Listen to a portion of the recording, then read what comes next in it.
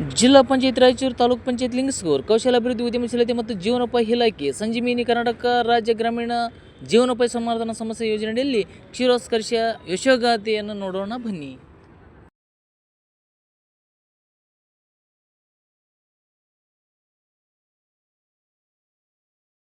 ಎಲ್ಲರಿಗೆ ನಮಸ್ಕಾರಗಳು. ಬೆಳಕು ಸಂಜೀವಿನಿ ಗ್ರಾಮ ಪಂಚಾಯತ್ ಮಟ್ಟದ ಒಕ್ಕೂಟ ಗುಂಪುಗಳು ತಿಂಗಳ ಸಭೆ ಹಮ್ಮಿಕೊಳ್ಳಲಾಗಿದೆ.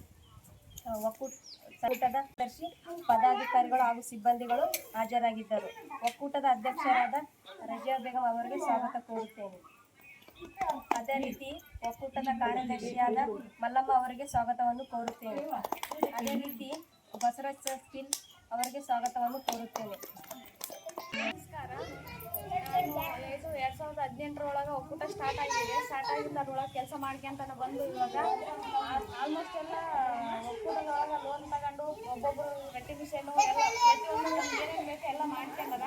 ಈ ಒಕ್ಕೂಟದಿಂದ ಜಾಸ್ತಿ ಜನಕ್ಕೆ ಯೂಸ್ ಆಗ್ಯದ.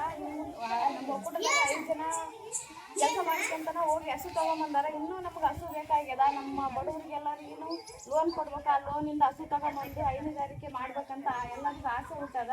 ಅದೇ ಥರ ಇನ್ನು ನೀವು ಮುಂದೆ ಲೋನ್ ಕೊಟ್ಟರು ನಾವು ತಗೊಂಬಂದು ಮಾಡ್ತೀವಿ. ಒಕ್ಕೂಟ ಬೆಳೆಸ್ಕೊಂತ ಹೋಗ್ಬೇಕಂತ ಆಸೆ.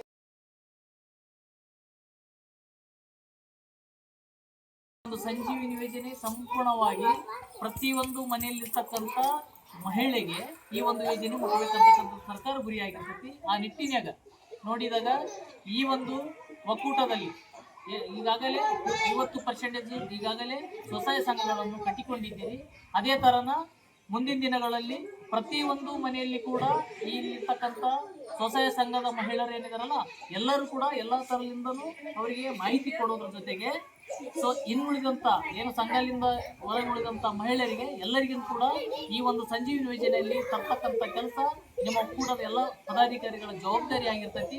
ಅದೇ ನಿಟ್ಟಿನಾಗ ನನಗತ್ತಿನಲ್ಲ ತಾಲೂಕಿನಾಗ ಈ ಒಂದು ಯೋಜನೆಗೆ ಸಂಬಂಧಪಟ್ಟಂಥ ಮುಖ್ಯಸ್ಥರು, ತಾಲೂಕು ಪಂಚಾಯತಿ ಕಾರ್ಮಿಕ ಅಧಿಕಾರಿಗಳು ತಾಲೂಕಿನಾಗ ಟೋಟಲ್ ಆಗಿ ಈ ಒಂದು ಲಿಂಗಸ್ಗೂರು ತಾಲೂಕು ಹೈನುಗಾರಿಕೆ ಘಟಕ ಪ್ರಾರಂಭ ಮಾಡೋದ್ರ ಮುಖಾಂತರ ಪ್ರತಿಯೊಂದು ಮನೆಯಲ್ಲಿ ಇರ್ತಕ್ಕಂಥ ಮಹಿಳೆ ಈ ಒಂದು ಹೈನುಗಾರಿಕೆಯಲ್ಲಿ ತೊಡಗಿಸಿಕೊಳ್ಳಲಿ ಅನ್ನುವ ನಿಟ್ಟಿನಾಗ ಸಾಕಷ್ಟು ಹಲವಾರು ಯೋಜನೆಗಳಲ್ಲಿ ಏನು ಸೌಲಭ್ಯ ಸಿಗ್ತಾವಲ್ಲ ಅವೆಲ್ಲ ಸೌಲಭ್ಯ ಈ ಮಹಿಳೆಯರಿಗೆ ಮುಖ್ಯ ಅಂತಕ್ಕಂಥದ್ದು ಗುರಿಯನ್ನು ಹಾಕಿಕೊಂಡಿದ್ದಾರೆ.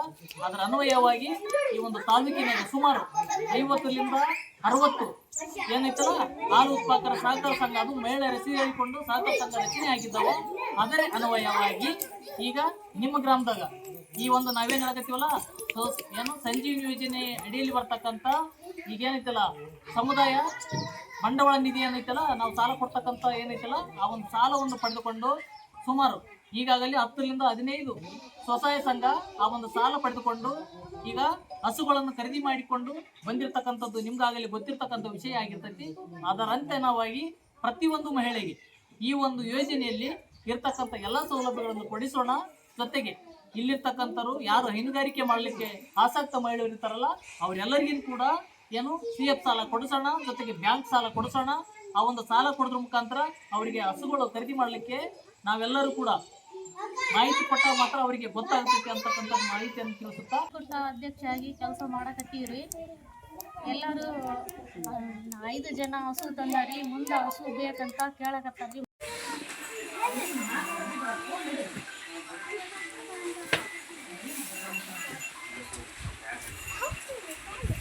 2 ವರ್ಷ ಆಯ್ತು ಸರ್. ನಾವು ಉಳಿತಾಯ ಕಟ್ಟಕತ್ತಿದ್ದು ಸಾಲ ಬೇಕಂತೇಳಿ ಕೇಳಿದ್ವಿ ಸರ್. ನಾವು ಸಾಲ ಸಿಕ್ಕಿದೆ ಸರ್.